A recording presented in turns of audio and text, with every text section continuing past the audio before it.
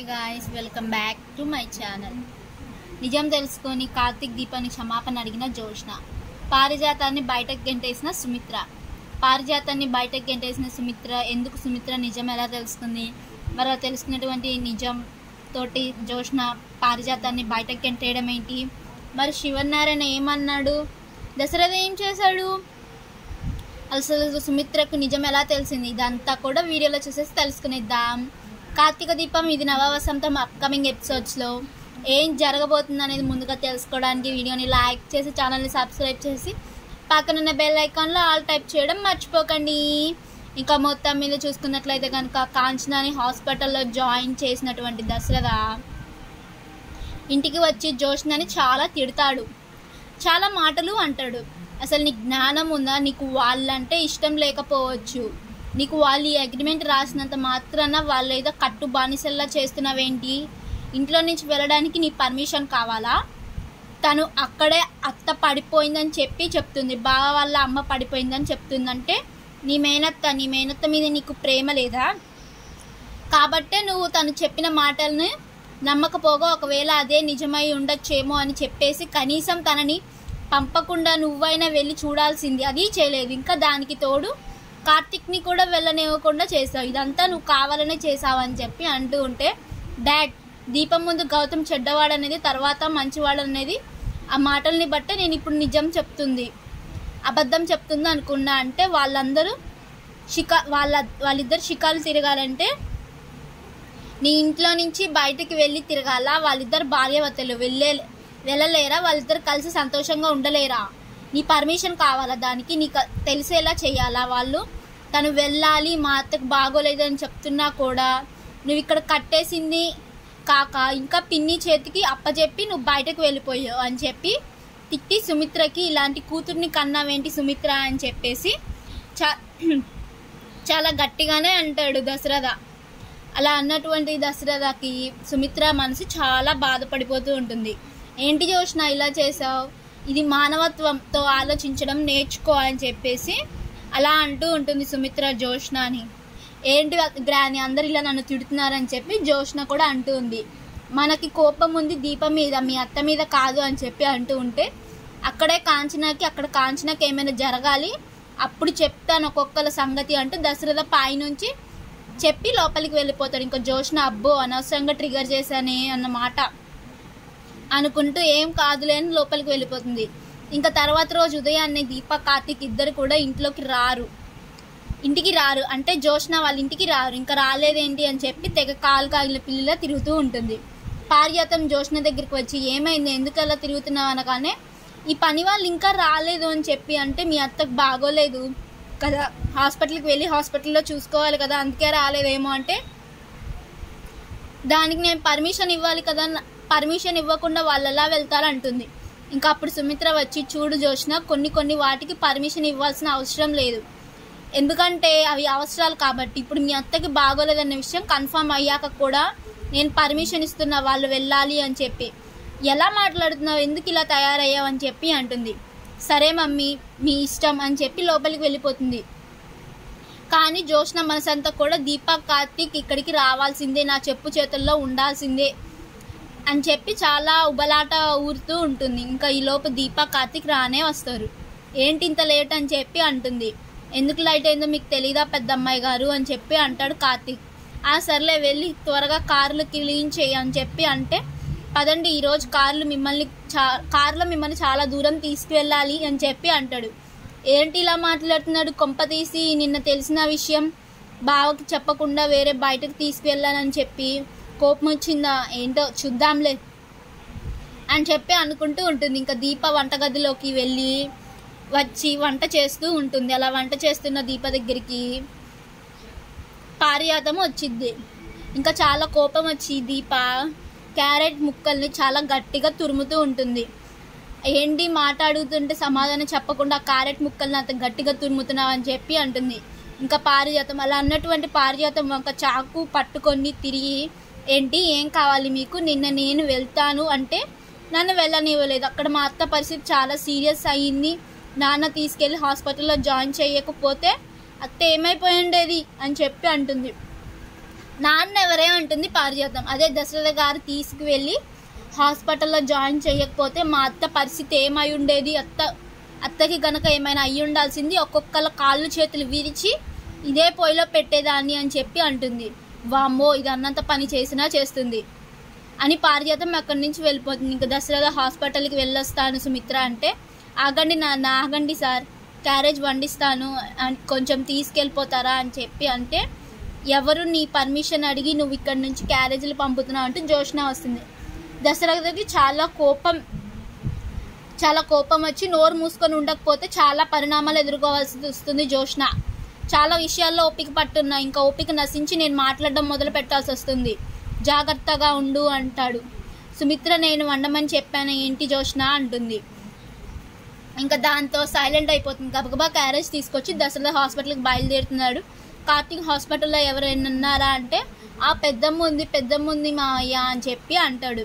ఎంత బాగుందిరా పిలుపు వినడానికి, అనసూయ గారు అనేవాడివి పెద్ద ఆవిడని గౌరవించి ఎంత గారు అని పేరు పెట్టి పిలవాల్సి వస్తుంది అని చెప్పి బాధపడేవాడిని, చక్కగా పెద్దమ్మ అని పిలవచ్చు, పెద్దమ్మ అని పిలవచ్చు అనగానే ఆవిడ కూడా చాలా బాధపడతారు. మావయ్య అదే టైంకి నేను వెళ్ళాలి, ఇలా జరగాలి నా చెల్లికి అని చెప్పి కుమిలి ఏడుస్తున్నారు అనగానే, బాధలు కొన్ని అనుకోకుండానే కలుస్తాయి కార్తీక్, వాటిని నిలబెట్టుకుంటేనే మన జీవితాంతం మనకు తోడుగా ఉంటాయని చెప్పి అంటాడు. ఇంకా దశరథ అయితే కార్తీక్ వెంటనే సరే మావయ్య నువ్వు హాస్పిటల్కి వెళ్ళి నేను కాసేపు ఆగి వస్తాను అని చెప్పి అంటాడు. ఇంకా ఈలోపు శివనారాయణ రెస్టారెంట్ కని బయలుదేరుతాడు. అలా బయలుదేరినటువంటి శివనారాయణకి మధ్యలో కార్ ట్రబుల్ రావడంతో డ్రైవర్కి చెప్పి క్యాబ్ బుక్ చేసుకొని ఇంటికి రిటర్న్ అయిపోతాడు. ఇలా శివనారాయణ ఇంటికి వస్తూ ఉంటాడు. ఇక్కడ దశరథ హాస్పిటల్కి వెళ్తాడు. అలా వెళ్ళిన హాస్పిటల్కి దశరథకి ఇంట్లో దీప, కార్తీక్, ఇంకా సుమిత్ర, జోష్న, పారిజాతం మాత్రం ఉంటారు. ఇంకా అప్పుడు దీప, కార్తీక్ వంటగదిలో మాట్లాడుకుంటూ ఉంటారు. సుమిత్ర కాంచనకి ఈ పచ్చి ఉండి పంపించవా అని అడగడం కోసం వంటగది దగ్గరికి వస్తుంది. అప్పుడే దీప, కార్తీక్ మాట్లాడుకుంటూ ఉంటారు. బావా నిజంగా నువ్వు నా మేనత్త కొడుకువే అన్న విషయం తెలిసిన దగ్గర నుంచి అత్త మీద నాకు చాలా ప్రేమ పెరిగింది. అప్పటి వరకు నాకు గౌరవం ఉండేది, కానీ అది ఒక్కసారిగా ప్రేమగా మారిపోయింది. చిన్నప్పుడు నా మేనత్త నన్ను ఆడించలేకపోయి ఉండొచ్చు, నాకు జడలు వేసి పూలు పెట్టలేకపోయి ఉండొచ్చు, కానీ నా జీవితాన్ని నిలబెట్టేసింది. అలాంటి మేనత్త కొడుకు దేవుడు లాంటి మనిషి నా జీవితంలోకి వచ్చాడు అని ఎంత సంబరపడ్డాను. కానీ ఈరోజు నా మేనత్త అక్కడ హాస్పిటల్లో మంచం మీద పడి ఉంటే నేను ఇక్కడ పని చేసుకుంటూ కూర్చోవాల్సి వస్తుందని చెప్పి చాలా బాధగా ఉంది. అసలు నిజం చెప్దాం బావా, పారిజాతం గారు చేసిన పని గురించి చెప్పి తన మనవరాల్ని తీసుకొచ్చి ఇంటి వారసురాల్ని చేసేద్దామని చెప్దాం బావా, ఎందుకు బావా మన ఇంట్లో వాళ్ళకి సంతోషం లేకుండా చేసి ఇక్కడ కూర్చొని జోష్నాలకి ఆ పారిజాతానికి ఊడిగం చేయాలి అని చెప్పి అంటే, నువ్వేనా దీప ఇలా మాట్లాడుతుంది, మా అమ్మ నాన్నని నేనే చూసుకోవాలి, మా అమ్మ నాన్నని తాతని వీళ్ళిద్దరిని నుంచి కాపాడుకోవాలి, ఇంటికి ఎటువంటి సంబంధం లేని వీళ్ళు ఈ ఇంటి వారసత్వాన్ని పొందడం కోసం, ఈ ఆస్తి మొత్తం ఏలడం కోసం నా తల్లిదండ్రులని నా తాతని చంపేస్తారేమో అన్న భయంతో ఈ ఇంట్లో అగ్రిమెంట్ని అడ్డు పెట్టుకొని అడుగుపెట్టిన నువ్వు ఈ మాటలు మాట్లాడుతుంది. పారిజాతం ఆ రోజున చేసిన పని తన మెడకు ఉరిగా చుట్టుకోబోతుందని తెలియక చాలా సంబరపడిపోతూ ఉంటుంది. జోష్న దాసు మావయ్యని చంపాలనుకున్న విఫలమైనది, కానీ దాసు మావయ్య నాకు నిజం చెప్పి ఎంతో మంచి పని చేశాడు. ఇవన్నీ బయటపడే రోజు దగ్గరలోనే ఉంది. గౌతమ్తో పెళ్లి నాటకం ఆడి పెళ్లి క్యాన్సిల్ చేసుకొని నిన్ను చెడ్డదాన్ని చేయడం కోసం జోష్న ఆడిన నాటకాలు బయటపడతాయి. అన్నీ దీప ప్రతిదీ బయటకు వస్తాయి. నువ్వు కంగారు పడకు, ఈ లోపు మనం తొందరపడి నిజం బయట పెట్టేస్తే అందరు నమ్మచ్చు, నమ్మకపోవచ్చు, ముఖ్యంగా మా తాత నమ్మడు. ఇప్పుడు మా అమ్మకి నీ మీద ఉన్న కోపం వల్లే నువ్వేం చెప్పినా నమ్మే పరిస్థితుల్లో లేదు. మరి అటువంటప్పుడు మనం ఇప్పుడు నిజం బయట పెట్టడం వలన ఉపయోగం ఏంటి చెప్పు అంటే, అక్కడ అత్త ఇబ్బంది పడుతుంది, అత్తకి అలా ఉంటే నేను ఇక్కడ ఉండడం ఎంతవరకు సమంజసం, అసలు నా మనసులో లేదు తెలుసా, మా అత్త అలాంటి పరిస్థితిలో ఉంటే నేను ఆవిడకి సేవలు చేసుకోకుండా ఇక్కడ కూర్చొని ఎంతో బాధపడుతున్నాను అని చెప్పేసి నాకు చాలా బాధగా ఉంది బావా అని చెప్పేసి కార్తీక్ దీప అంటూ ఉంటుంది. ఇంకా ఇదంతా విన్న సుమిత్ర ఒక్కసారిగా షాక్ అవుతుంది. గబగబా లోపలికి వెళ్ళి కార్తీక్ని మీ చేతుల్లో పట్టుకొని చంపలు వాయిస్తుంది. ఏంటత్త ఏమైంది అంటూ ఉంటే నాకెందుకు చెప్పలేదు నువ్వు ఇంత జరిగితే నాకు కనీసం ఒక మాట చెప్పరా ఇదంతా ఎందుకు జరిగింది, ఎలా జరిగింది అని నేను తెలుసుకునేదాన్ని కదా. అసలు జోష్న నా కూతురు కాదన్న నిజాన్ని నేను ఇమిడ్చుకోలేకపోతున్నాను. మరి ఇంత భయంకరమైన నిజం తెలిసిన నువ్వు బయట పెట్టకుండా ఎందుకు ఊరుకున్నారా అని అంటూ దీప వంక చూస్తుంది. దీప చాలా బాధపడుతూ కళ్ళు తుడుచుకుంటూ ఉంటుంది. నీ మేనత్త మీద నీకెంత ప్రేమో, మరి అంత ప్రేమ ఉన్న దానివి జోష్నని ఎదిరించి వెళ్ళి అక్కడ కూర్చొని సేవ చేయాలి కదా, ఇక్కడికి ఎందుకు వచ్చావని చెప్పి అంటే అక్కడ నా మీద పరిస్థితుల్లో ఉంది. ఇక్కడ నా తల్లి మృత్యువుల్లో ఆడుకుంటుంది. మృత్యువుని నమ్మి దానికి గోరుముద్దలు తినిపిస్తుందా? మరి అలాంటప్పుడు నా తల్లిని కూడా కాపాడుకోవాల్సిన బాధ్యత నాదే కదా. అందుకే ఇక్కడికి వచ్చాను. ఏం చేస్తాను, ప్రాణం అక్కడ కొట్టుకుంటుంది, మనిషిని ఇక్కడ కొట్టుకుంటున్నా అంటుంది. దాంతో ఇంకా సుమిత్ర జోష్న దీపం దగ్గరికి తీసుకొని నన్ను క్షమించి దీప, అనరాని మాటలు అన్నాను, చేయకూడనంత పాపం చేశాను అంటూ ఉంటుంది. అమ్మ మీరిద్దరూ మా అమ్మ నాన్న అని తెలియక ముందే మిమ్మల్ని నా తల్లిదండ్రుల స్థానంలో పెట్టుకున్నాను. తెలిసిన రోజు నుంచి ఈ రోజు వరకు మిమ్మల్ని కాపాడుకోవడానికి నేను ఎన్నో జాగ్రత్తలు తీసుకుంటూనే ఉన్నాను. ఇన్ని మాటలు పడుతూ ఇక్కడికి వచ్చిన కారణం మిమ్మల్ని కాపాడుకోవడానికి. ఆ రోజు నాన్న పడిపోతుంటే పట్టుకొని ఆ క్షణం నాకు ఇప్పటికీ గుర్తుంది. ఆయన కాపాడుకోగలను అనిపించింది, ఆయన్ని నాన్న అని పిలవగలను అనిపించింది, ఆయన్ని పట్టుకోగలను అనిపించింది అంటూ ఏడుస్తూ ఉంటుంది దీప. ఇంకా సుమిత్ర కూడా దీపను పట్టుకొని ఏడుస్తుంది. అయిపోయిన తర్వాత శివనారాయణ, ఏంటమ్మా సుమిత్ర, నేను వింటుంది నిజమేనా అంటూ పలికేసరికి షాక్ అయిపోతుంది సుమిత్ర. లోపలికి వస్తాడు. వంటగదిలో జరిగిందంతా కూడా నేను విన్నాను. ఏంటి పారిజాతం ఇంత పెద్ద ద్రోహం చేసిందా ఈ కుటుంబానికి అంటూ పైనుంచి జోష్న, దీప కాఫీ తీసుకురా, తలనొప్పిగా ఉంది, కొంచెం బాంబు కూడా తీసుకురా, తల మర్దన చేద్దు కానీ అని అంటుంది. చెప్తా దీని సంగతి నేను చెప్తా అంటూ సుమిత్ర కాఫీ పెట్టి దీప అంటుంది. పెట్టించిన తర్వాత కాఫీ తీసుకొని సుమిత్ర పైకి వెళ్తుంది. ఏంటి మమ్మీ నువ్వు తీసుకొచ్చావా అని అనగానే తలనొప్పిగా ఉంది కదా, తల పడదామని చెప్పి అంటుంది సుమిత్ర. ఎందుకు మమ్మీ నీకు అంత శ్రమ, నేను ఆ పని మనిషి ఉందిగా అని చెప్పి అంటుంది. ఎందుకు మమ్మీ నేనంటే నీకు అంత ప్రేమ, దీప పడుతుంది కదా అని అంటే లేదు ఈ ఇంటి మొకటిల్లం లేని మహారాణివి కదా నువ్వు, మరి నీకు సేవలు చేసుకోవాల్సిన తల్లిగా నేనే కదా, అందుకే నేనే తీసుకొచ్చాను అంటుంది. ఏంటి మమ్మీ మాటలు లేదా తేడాగా అనిపిస్తుంది అనుకుంటూ ఉంటుంది.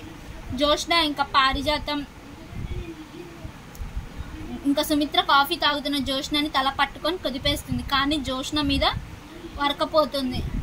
జన్మభూమి మీద ఇలా చేస్తున్నావేంటే అని అంటే ఏమైంది జోష్న, కాఫీ మీద పడిందా, పర్వాలేదు డ్రెస్ తీసేసే పక్కన పారేసే, నువ్వు కుబేరుడు కూతురివి కదా అని చెప్పి అంటుంది.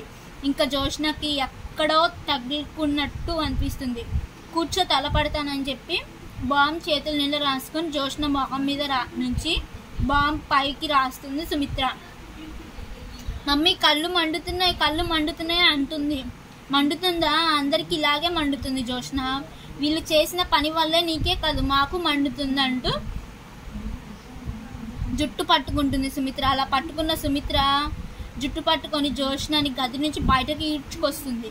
ఒక్కసారిగా జోష్న, ఏంటి మమ్మీ ఏం చేస్తుందో, నాకు హెడ్ఏక్గా ఉంది, నువ్వు ఇంకా లాగుతున్నావు ఏంటి, అయినా ఇలా ఈడ్చుకెళ్తున్నావు ఏంటి అంటూ ఉండగానే అయ్యో సుమిత్ర ఏం చేస్తున్నావు, సుమిత్ర ఏమండి ఇక్కడ చూడండి సుమిత్ర ఏం చేస్తుందా అంటూ ఉంటే రామ్మ దీప బయటకు రా అని చెప్పి కిచెన్లో నుంచి దీపను కార్తిక్ని తీసుకొని బయటకు వస్తాడు. శివనారాయణ పారిజాతం అది చూసి, ఏమండి అక్కడ మనవరాల్ని కోడల్ని ఈడ్చుకొస్తుంటే ఏం మాట్లాడకుండా ఇక్కడ వీళ్ళతో మాటలేంటి, వీళ్ళతో ముచ్చట్లేంటి అంటూ ఉంటుంది. నోరు మూసుకొని నుంచో, తన కూతురు గురించి తనకు తెలియదా ఏం చేయాలో ఏంటో సుమిత్రకు అంటూ ఉంటాడు. గబగబా కిందకి ఈడ్చుకొచ్చి, ఏంటత్తయ్య గారు బాధగా ఉందా, అసలే కన్నదాన్ని నాకే బాధ రాలేదు, అయినా రక్తం కాబట్టి మా మామగారికి బాధ రాలేదు, మరి ఇదంతా వదిలేసి మీకెందుకు బాధ కలుగుతుంది అని చెప్పి అంటూ సుమిత్ర అంటూ ఉండేసరికి ఈ లోపు దశరథ రానే వస్తాడు. సుమిత్ర ఏమైంది అంటూ ఉంటే, రండి కరెక్ట్ టైంకే వచ్చారు, ఇదిగో ఈ చెత్తని ఇంట్లో నుంచి బయటపడేయాలి అని చెప్పి ఉంటుంది. మంచి మాట అన్నావు సుమిత్ర, దశరథ వీళ్ళిద్దరిని తోసేరా బయటకి, కార్తిక్ గారిని కాదు దీపని మాత్రమే తోసే అని చెప్పి అంటుంది. ఇంకా తోసేయమన్నప్పుడు వాళ్ళని కాదు మిమ్మల్ని, నిన్ను నీ మనవరాల్ని అంటాడు శివనారాయణ. షాక్ అయిపోతుంది. పారిజాతం నా మనవరాలు ఏంటది, మీ మనవరాలు అనగానే హో మా మనవరాలా అన్న విషయం ఇప్పుడు గుర్తొచ్చిందా, ఈ ఇంటి వారసురాలు అనే విషయం ఇప్పుడు గుర్తొచ్చిందా, అసలు తనది కాని దాన్ని తన అనుభవిస్తున్నప్పుడు ఏ రోజైనా తనది కాదు అని నిజం బయట పెడుతుంది అనే భయంతో ఆ సంతోషాన్ని కూడా పొందలేరు. అయినా అంటే ఒక్కసారిగా జోష్న షాక్ అయిపోతుంది. పారిజాతం కూడా షాక్ అవుతుంది. కానీ అమ్మ త్వరగా ఇల్లంతా శుభ్రంగా ఆ పేస్ట్ కంట్రోల్ వాళ్ళని పిలిపించి ఒకసారి శుభ్రం చేయించేసే అని చెప్పి అంటాడు. అలాగే మామయ్య గారు అని జోష్నాన్ని జుట్టు పట్టుకొని పారిజాతాన్ని చేపట్టుకొని ఈడ్చుకొచ్చి బయటకు తోసేస్తాడు. అలా తోసేసినటువంటి సుమిత్ర ఏంటండి ఇదంతా, మమ్మీ అని పిలవకు, ఈవిడ గారు చేసిన పని వల్ల ఇలాంటి పాపిష్టి దాన్ని పెంచాను అని చెప్పి ఇప్పటికే బాధపడుతూనే ఉన్నాను అంటుంది సుమిత్ర. ఒక్కసారిగా జోష్న నేనేం చేశానో చెప్పు అంటూ ఉంటే నువ్వేం చేసావో నీకు తెలుసా, నిన్ను ఈ స్థానంలో కూర్చోబెట్టడానికి ఆవిడ ఏం చేస్తుందో ఆవిడకి తెలుసు, ఈ స్థానాన్ని సుస్థిర చేసుకోవడానికి నువ్వేం చేస్తావో నీ మనస్సాక్షికి తెలుసు, అవన్నీ నేను చెప్పాలా, చేసి ఇంకా నిన్ను బాధ పెట్టే పనులు చేయనివ్వకు, అర్థమైందా అంటూ సుమిత్ర లోపలికి వెళ్ళి తలుపేసేస్తుంది. చూద్దాం మరి రాబోయే ఎపిసోడ్స్లో ఏం జరగబోతుందో. వీడియో నచ్చినట్లయితే లైక్ చేసి వీడియోని షేర్ చేయండి. అలాగే ఛానల్ని సబ్స్క్రైబ్ చేసుకోండి. పక్కనున్న బెల్ ఐకాన్లో ఆల్ ట్యాప్ చేయడం మర్చిపోకండి. Thank you.